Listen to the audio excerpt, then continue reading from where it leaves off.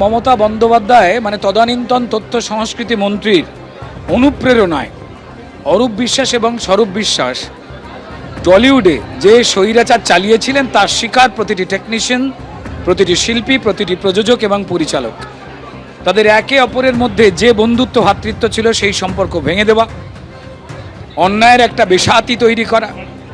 আপনি যদি অন্যায়ের পক্ষে থাকেন তো তাহলে আপনি কাজ পাবেন, যদি অন্যায়ের পক্ষে না থাকেন তাহলে আপনার পেট বন্ধ করে দেওয়া হবে।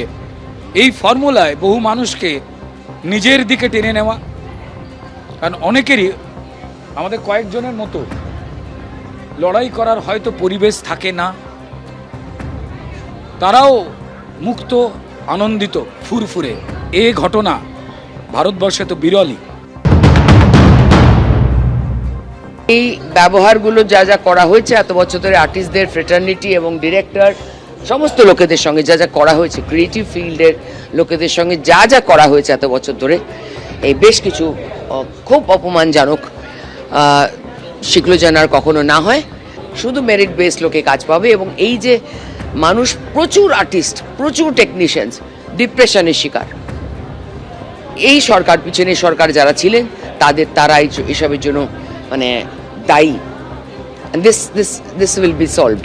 যারা আমরা শিল্প কাজ করি, শিল্পের সঙ্গে যুক্ত, সেখানেই ব্যান করে দেওয়া, তুমি এই কাজ করতে পারবে না, একেবারে আমার কাছে তো মনে হতো আকাশ কুসুম কল্পনা, এরকম হতে পারে না।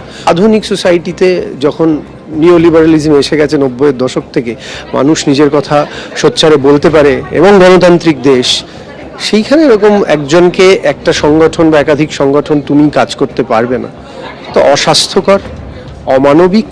অ্যাকচুয়ালি আরজি করার পর যখন আমাকে সরকার ব্যান করেন, তখন আমার ব্যানটা মূলত মানে আমি আমার ইফেক্টটা বুঝেছিলাম মূলত আমার লাইভ শো এর ক্ষেত্রে। কারণ আমি প্রায় লাস্ট 2-2.5 বছর প্রায় কোনো লাইভ অনুষ্ঠান করতে পারিনি, যেটা স্টেজে দাঁড়িয়ে অনুষ্ঠান করা যেটাকে বলে। আমি আরজি করার পরেও প্লেব্যাক গাওয়ার সুযোগ পেয়েছিলাম, কিন্তু সেই গাওয়ার পরে সেইটা যে স্টেজে আবার গাইবো সেই সুযোগটা আমি আর পাইনি, শুধু স্টুডিওতেই গিয়েছিলাম। অরূপ বিশ্বাসের ভাই স্বরূপ বিশ্বাসকে গতকালই গ্রেফতার করা হয়েছে। আজকে আদালতে তোলা হলে 18 জুন পর্যন্ত পুলিশ হেফাজতে নির্দেশ দিয়েছেন বিচারক। তৃণমূল নেতা স্বরূপ বিশ্বাসের বিরুদ্ধে অস্ত্র আইনেও এফআইআর রুজু হয়েছে। তোলাবাজি, শ্লীলতাহানি, খুনের চেষ্টার অভিযোগ রয়েছে। স্বরূপের বিরুদ্ধে আলিপুর কোর্টে আইনজীবীদের তরফ থেকে বিক্ষোভও দেখানো হয়। এবিপি আনন্দ, এগিয়ে থাকে, এগিয়ে রাখে।